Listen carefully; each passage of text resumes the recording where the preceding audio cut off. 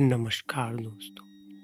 आप सुन रहे हैं झूले बाबा की कहानियाँ डब्बू के साथ। और आज की कहानी है एक स्टेशन सुपरिटेंडेंट की जिसका नाम राघवेंद्र है। राघवेंद्र 42 साल का एक तलाकशुदा आदमी है जिसकी बीवी उसे छोड़कर चली गई। ऐसे तो वो इंडियन रेलवेज में स्टेशन सुपरिटेंडेंट की पोस्ट पर है, पर उसकी एक बुरी आदत की वजह से उसने अपनी शादीशुदा जीवन का आनंद नहीं मिल पाया। और ये आदत है शराब की। उसकी शराब पीने की आदत की वजह से उसने अपनी वाइफ, अपने बच्चे और कई दोस्त गंवा दिए, पर उसकी ये आदत अब भी नहीं छूटी।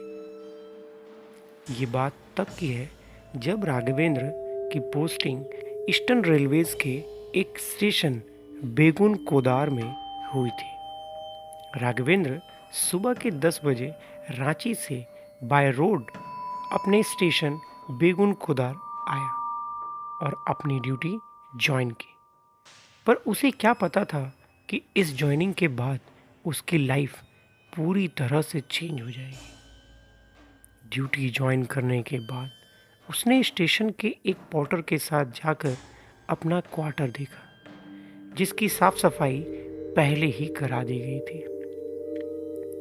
राघवेंद्र ने अपना लगेज अपने रूम पर रखा और उसी पोर्टर के साथ वो वापस से स्टेशन चला गया। शाम को जब वो वापस आया अपने रूम, तो उसने उसी पोर्टर के साथ पहले ही शराब पी ली थी।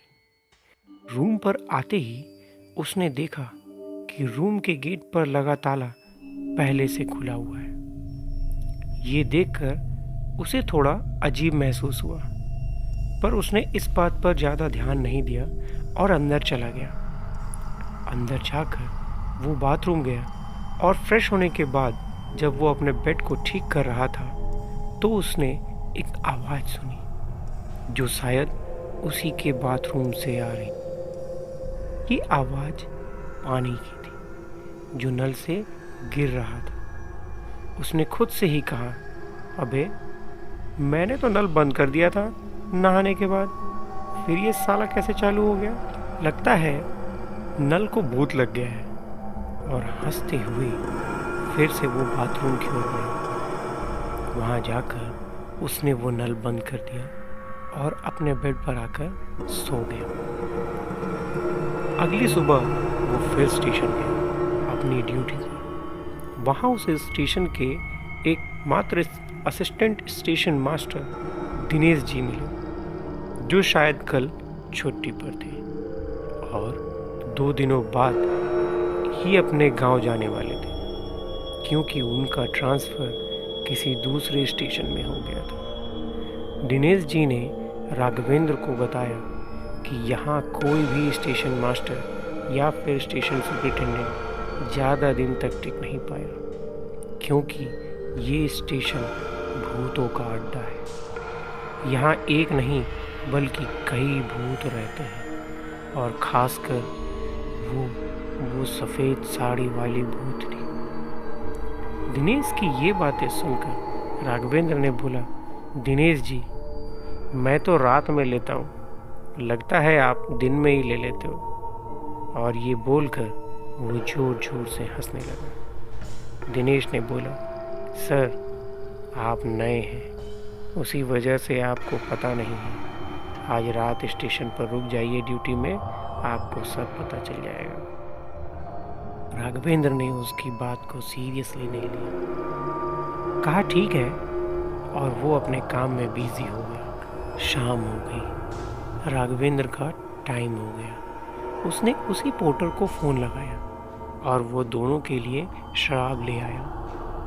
पीने के कुछ देर बाद राघवेंद्र ने उस पोर्टर से पूछा कि ये बता बे, वो दिनेश सुबह बोल रहा था कि स्टेशन में भूत है, क्या सच में ऐसा है? तो पोर्टर ने उसे चुप होने का इशारा किया और धीरे से बोला, धीरे बोलिए सर, वो सुन लेगी तो हम जिंदा नहीं रहेंगे। इस पर राघवेंद्र ने उससे पूछा, कौन सुन लेगी? तब पोर्टर ने बताया, कि इस स्टेशन के ईस्ट साइड केबिन की तरफ एक भूतनी दिखती है जो रात के समय ट्रैक पर दिखाई देती है, और जो उसे कुछ कह देता है या देख लेता है वो उसे मार देती है। इसे सुनकर राघवेंद्र की हंसी बंद नहीं हुई। उसने बोला, अबे साले, तुझे ज़्यादा ही चढ़ गई है। भूत वूत कुछ नहीं होता, और मेरे से बड़ा कोई भूत है क्या इधर? और ये बोलकर वो वापस से स्टेशन के अंदर चला गया।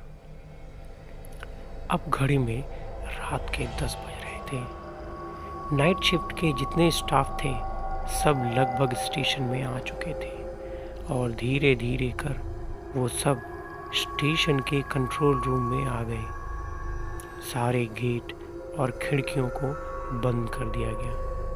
तो राघवेंद्र ने चौंकते हुए पूछा कि ये क्या हो रहा है?